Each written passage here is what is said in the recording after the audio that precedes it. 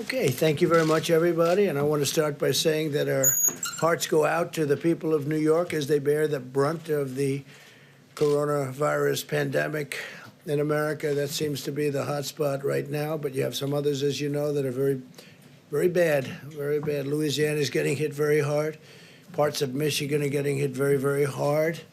New Jersey is surprisingly, it's much greater than anybody would have thought. They're doing a really good job. Governor's doing a really good job out there.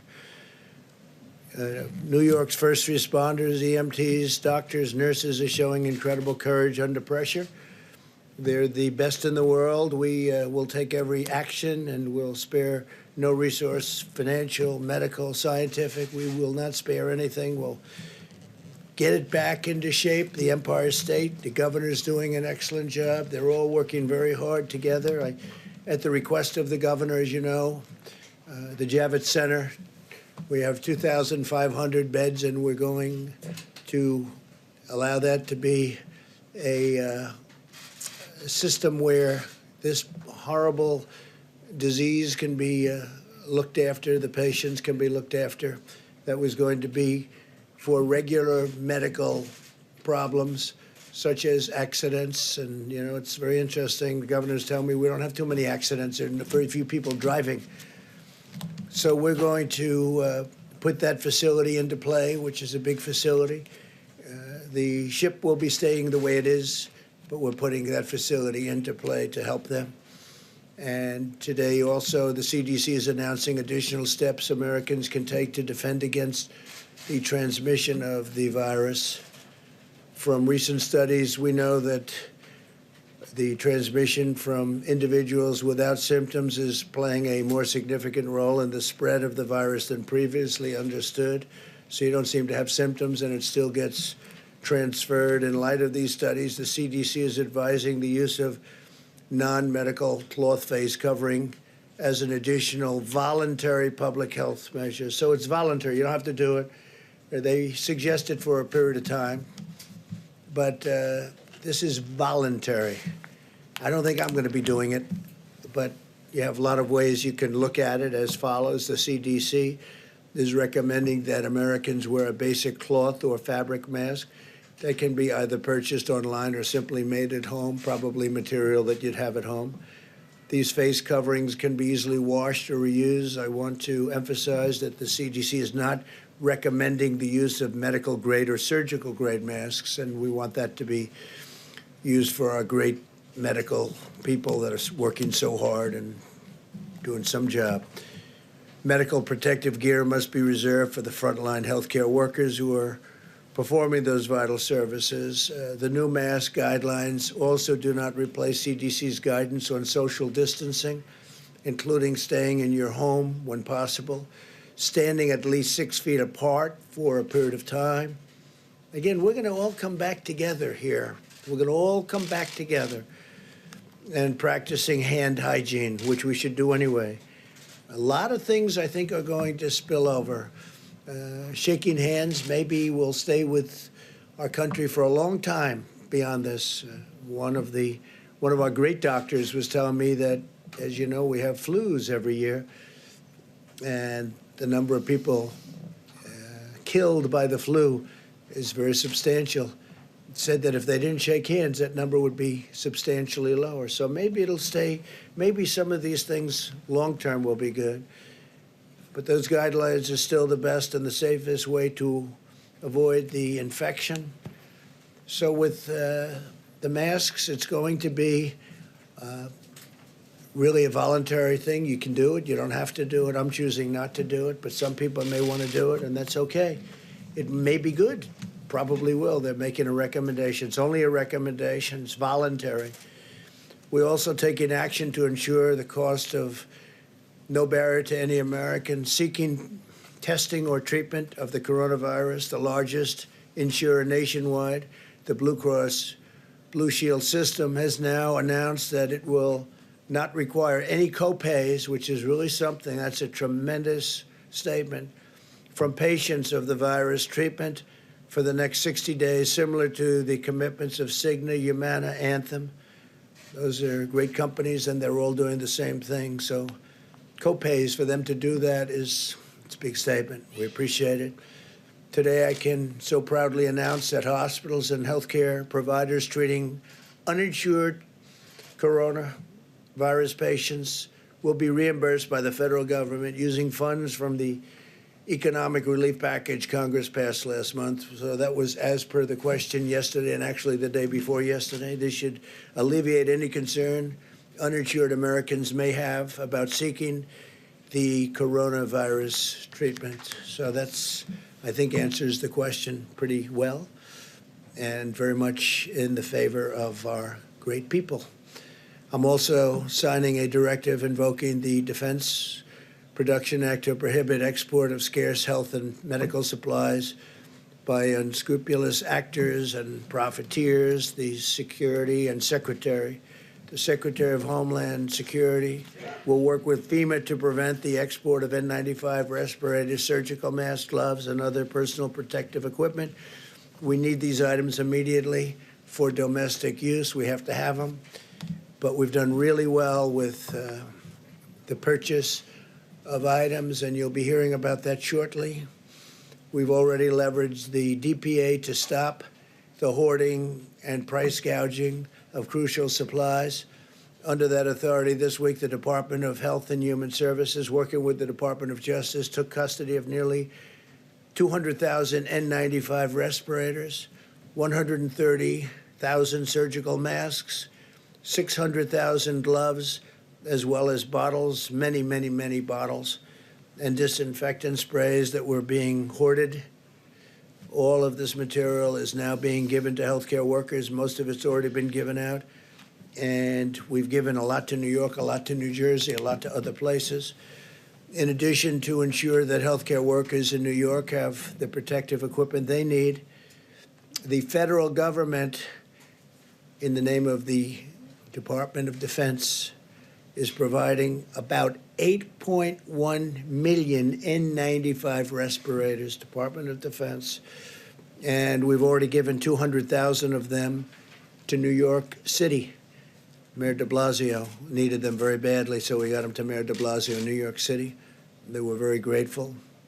8.1 million, and we're going to be increasing that number from 8.1 million to more. That's a lot of N95 respirators. Today, my team spoke with the CEO of Ochsner Health and the CEO of LCMC, the two largest health systems in New Orleans. They said they feel that they currently have enough ventilators. I think a lot of people are going to have enough ventilators and masks and appreciate what we did and all of the things we've been doing with them, working with them. The CEO of Ochsner, Warner Thomas, who's really been fantastic, I have to say, indicated a need for 230,000 surgical gowns, and I instructed FEMA to deliver them tomorrow, so they'll have the 230,000. That's Louisiana, New Orleans. 230,000 surgical gowns, they'll have them by tomorrow. We're expanding the role of the armed forces in our response effort because no one is better prepared to win a war than the United States military, and we are in a war. The invisible enemy, remember. Over 9,000 retired Army medical personnel have answered their nation's call and are now supporting field hospitals and medical facilities all across the country, like what I just told you, that Governor Cuomo requested we do something in Javits where we take it over, and we're going to have that manned by the military, because it's very tough to get people, more people in the New York area, so we're going to have it manned by the military. Javits Center. National Guard members have been activated to help states build new treatment centers and assist in the seamless distribution of medical supplies. That includes National Guard. The National Guard is assisting very strongly because the states were, in many cases, unable to have the delivery capability from warehouses and other places that we put the supplies. So I've given approval to use the National Guards, the various National Guards in the different states. And they're doing a fantastic job of not only protecting people, but delivering material. The Army Corps of Engineers has assessed more than 100 facilities in all 50 states and is rapidly building temporary hospitals and alternative care sites in many states, in New York, New Jersey, Michigan, Pennsylvania, Arizona, California, Colorado, Florida, Illinois, New Mexico, Oregon, Washington, Wisconsin, Ohio.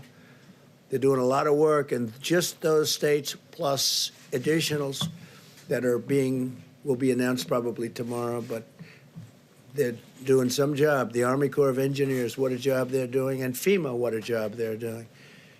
As we deploy the power of our military, we're also deploying the skill of our doctors, scientists, and medical researchers.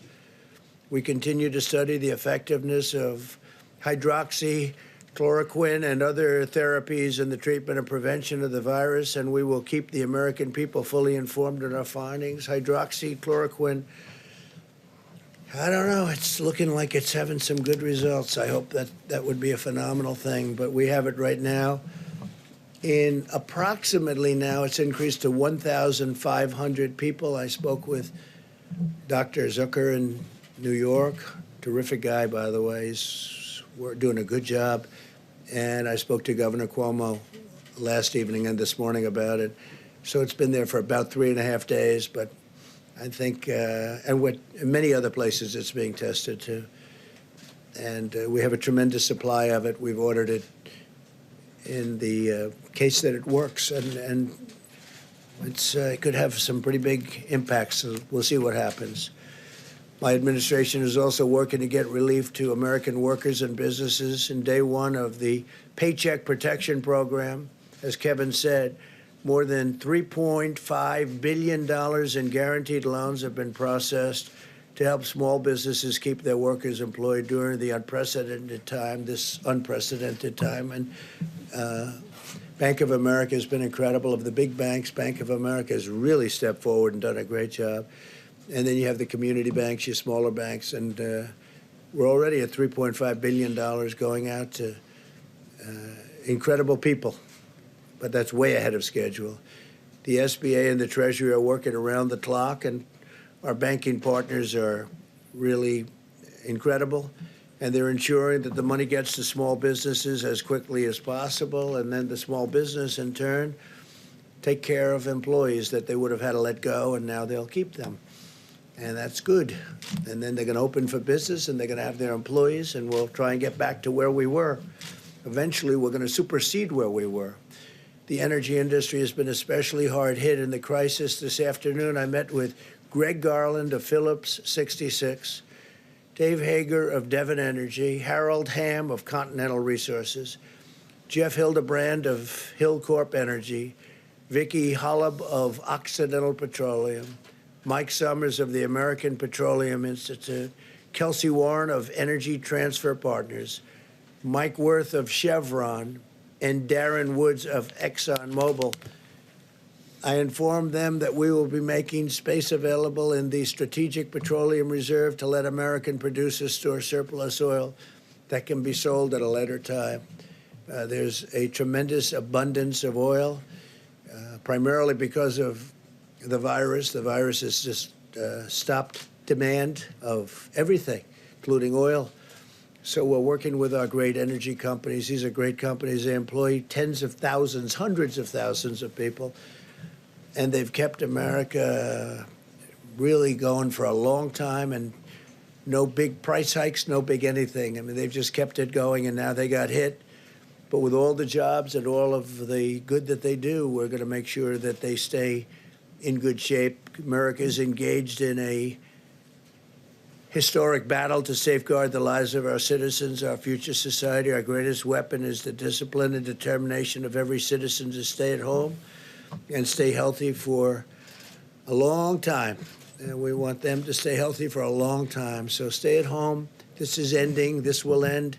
You'll see some bad things, and then you're going to see some really good things.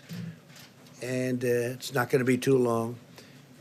We will heal our citizens, and we will care for our neighbors, and we will unleash the full might of the United States of America to vanquish the virus. And with that, I'd like to ask Mike Pence to come up, Vice President, say a few words, and we'll have a couple of other quick talks on a couple of subjects, and we'll take questions. And it's a beautiful Friday in Washington, D.C., and our country's a great place, and we're getting better. We're getting better very quickly. This was artificially induced. We just said, they said, close it down. You have to close it down. We closed it down, and we're healing, and we're going to get it better fast. So.